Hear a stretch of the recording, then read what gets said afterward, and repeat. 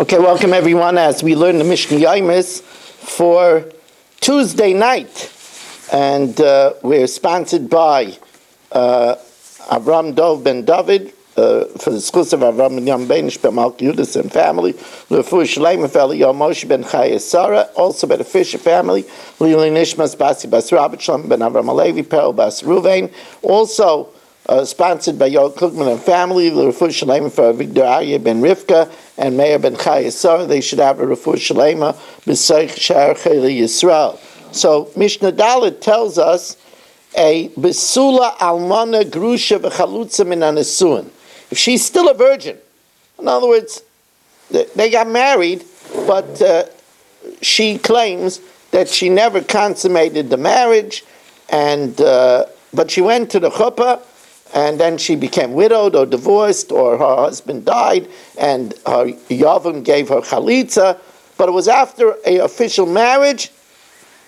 even though she's physically a virgin, Kesuvos and mana, she only is entitled to a ksuva of 100 zuz. Ve'ein lahem tanas besulim, and the husband that marries her afterwards cannot claim, I didn't find besulim, since she was married before.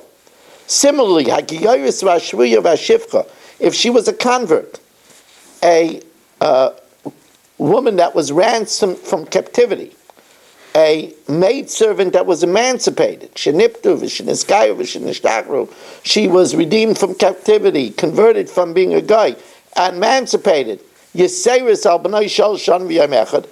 she was only converted or emancipated or redeemed after she was 3 years old and 1 day. Since we have to assume that the Goya was not modest, nor was the Shifcha, and the captive was molested, and after 3 years old and 1 day, the virginity doesn't grow back, so then Kesuvos and mana, she's only entitled to a Kesuv of 100, the Ein Lahem Tanis Besulim, and the man that marries her afterwards cannot claim that I didn't find the virginity. Now, Mishnah Hay tells us,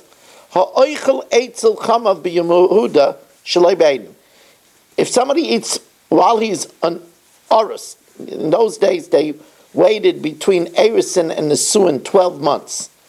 and if while he was a fiancé, he ate by his in-laws, future in-laws,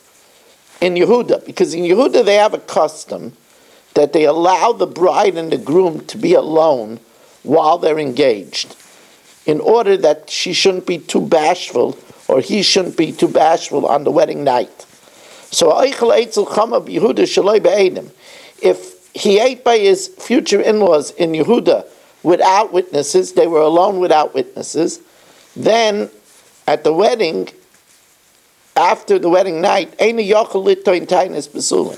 can't claim, I didn't find her a virgin, because since they were alone, there is a suspicion that his Yetzer Hara got the better of him, since after all they were engaged, and therefore he can't claim that I didn't find her a virgin, because it's very likely, because he was alone with her, and it's very likely that he himself slept with her. Now,